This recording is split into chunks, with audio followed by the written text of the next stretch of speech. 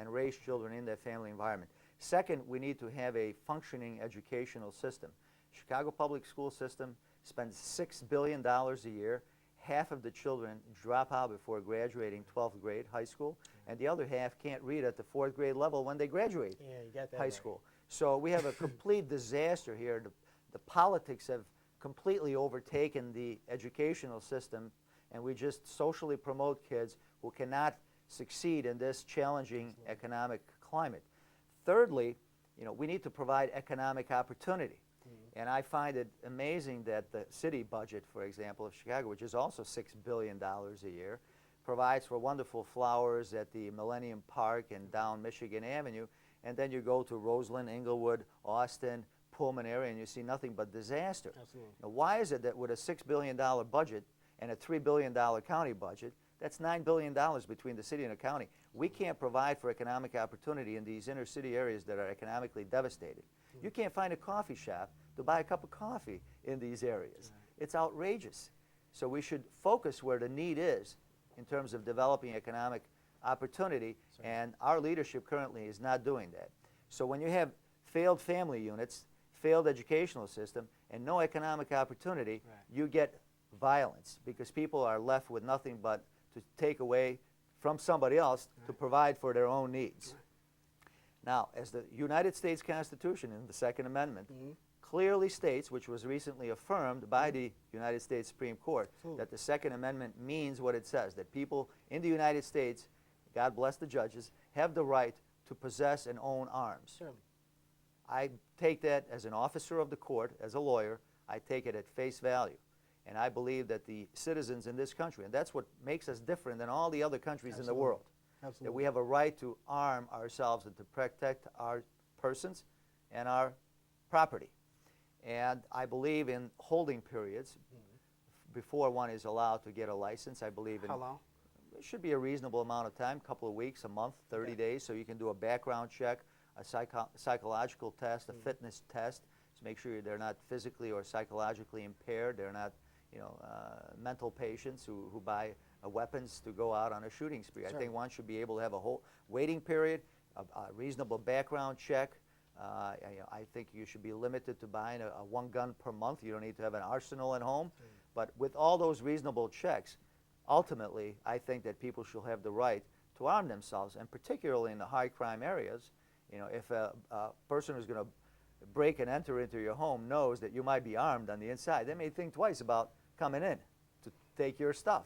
And I think women in particular should have a right to arm themselves so they don't get sexually assaulted and raped.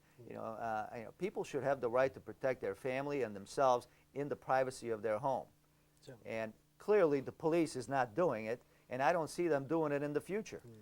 So therefore, I have to provide for myself. Again, individual responsibility. What are some other key components of your campaign and some ways that you can contrast with your opponent?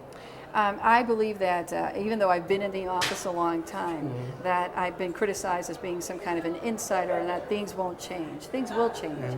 And the very fact that I'm standing here talking to you as the Democratic nominee is change in and of itself. I believe that our office needs to be a better listener to our communities. Community prosecutions offices are offices that we closed due to budget cuts. And I think those are offices that need to be brought back. And they were storefront offices scattered throughout the city and some in the suburbs. But they're important because the community had a face to a name, so to speak. It was a place for them to go, and there was a rapport with the assistant state's attorneys, and those cases were followed by those assistant state's attorneys, cases that came out of that particular neighborhood. Those are important. Those are important offices because I recognize and I see the distrust of law enforcement, particularly in minority communities. And I think we have to do our job at rebuilding that trust. And so that's one of my priorities. Other priorities that I have, I've talked about domestic violence and how important it is to make sure that we have enough resources so that the victims of domestic violence aren't afraid to come forward. And we shouldn't wait for another woman to go missing before we provide more services. cases. I have other ideas. Mortgage fraud. Mortgage fraud is something that doesn't matter where you live, where you come from, Right. it can touch you. And we've seen so many seniors being victims, losing their homes that they worked for and paid for, for 50 years and gone with a mortgage scam. I'd like to create a unit to focus just on those types of cases, to create some expertise with handling those cases. We handle them now, but it's not. I would like to create a unit just to look at those cases. Those are some of the ideas I have. What strategies would you use? I think that's a very interesting concept. What strategies would you use to target mortgage fraud? With something where some people may say, hey, these people signed bad mortgages. There wasn't anything necessarily illegal being done, if necessarily unethical. So how would you go about targeting them? I think what we need to do And is prosecute and actually getting some penalties enacted. Right. Well, I have an idea as to how I could fund that particular unit, and it won't cost the county money, because that's always a problem when you Yes. create new things. The county won't give you the money. But I do have an idea for that. But I think what we need to focus on, we have to focus on everybody involved in the particular mortgage system or process. The banks, the broker, the realtor, whatever it might be, to focus on exactly where the fraud is being perpetrated. Some of those cases get complex. It's not as cut and dry, Right. and there's a lot of paperwork that you have to go through in order to find the actual. I'm not going to say mistake, the fraud, to Right. find the fraud.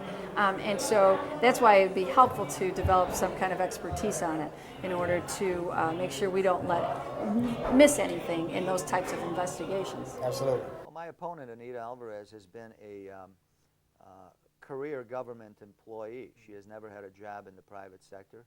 She's been with the office for 22 years, was hired in 1986. She was there shortly after John Burge torture was discovered, and she has never spoken up about it. She has never raised her voice in indignation about it. She has never asked for an investigation of it.